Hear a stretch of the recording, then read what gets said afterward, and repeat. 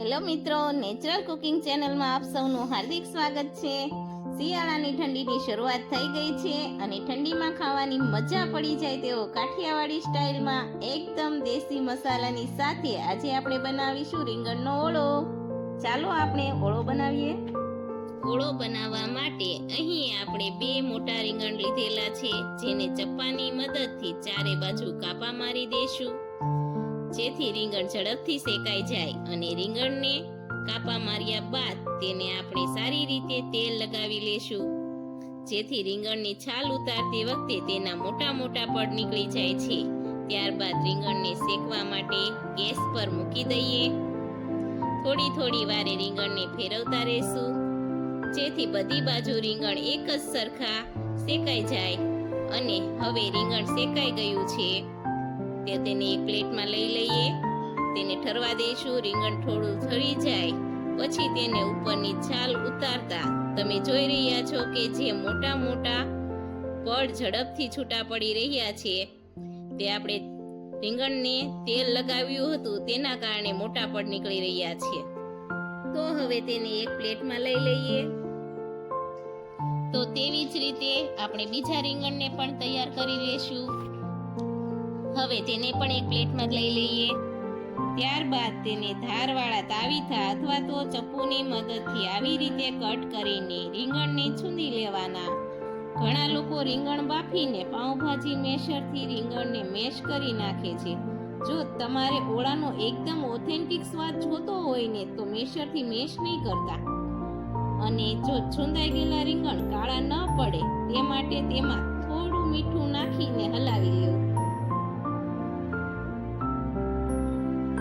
ત્યારબાદ આપણે 2 મીડિયમ સાઈઝના ટામેટા લીધેલા છે, જેને 2 ભાગમાં ડિવાઈડ કરીને નાની સાઈઝમાં ટુકડા કરી લઈએ। મિત્રો, ઓળામાં રીંગણાનો છૂંદો હોવાથી ટામેટા અને વેજીટેબલ્સની નાની સાઈઝમાં જ હંમેશા કટિંગ કરવા જોઈએ, જેથી રીંગણના છૂંદા સાથે સારી રીતે મિક્સ થઈ જાય। જો તમને અમારો વિડીયો પસંદ આવે તો મારી ચેનલને લાઈક કરજો, શેર કરજો અને સબસ્ક્રાઈબ કરજો।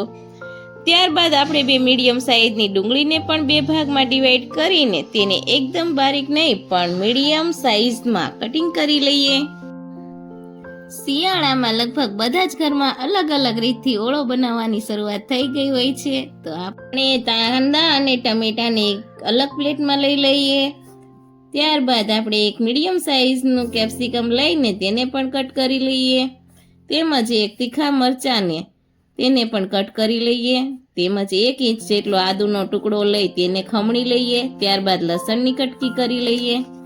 હવે આ ઓળાને બનાવવા માટે એક બાઉલમાં 4 મોટા ચમચા તેલ ગરમ કરવા માટે ગેસ પર મૂકી દઈએ।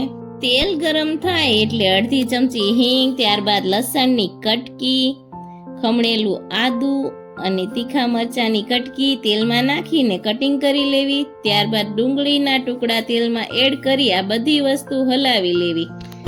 તેલમાં ડુંગળી થોડી ગળી જાય પછી તેમાં 3-4 લીમડાના પાનના ટુકડા, અડધી ચમચી હળદર નાખીને હલાવી લેવું।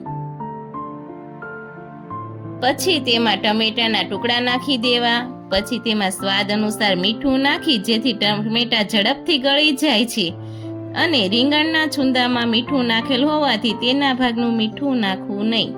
હવે તેમાં કેપ્સિકમ નાખી હલાવી લેવું। પછી શિયાળો હોય તો કૂણા વટાણાના દાણાને તો કેવી રીતે ભૂલાય, તો તેને પણ એડ કરી લઈએ। તેમજ તેમાં થોડુંક લીલું લસણ નાખીને હલાવી લેવું। રીંગણનો ઓળો કડચો ન થાય તે માટે અહીં અડધી ચમચી ખાંડનો ઉપયોગ કર્યો છે। પછી તેમાં રીંગણાના છૂંદો નાખી દેવો। 1.5 ચમચી લાલ મરચું પાવડર નાખીને બધી વસ્તુને સારી રીતે હલાવી પછી તેમાં 1 ચમચી જેટલું ધાણા જીરું નાખવું। 5 થી 7 મિનિટ ઢાંકીને ચડવા દઈએ, જેથી મસાલાનો બધો જ સ્વાદ આપણા ઓળામાં બેસી જાય। થોડા કોથમીરના પાનથી સ્પ્રિંકલ કરી લઈએ। ત્યારબાદ તેને સર્વિંગ બાઉલમાં લઈને સર્વ કરી લઈએ। જો તમને વિડીયો પસંદ આવ્યો હોય તો એકવાર જરૂરથી આ ઓળો ટ્રાય કરજો।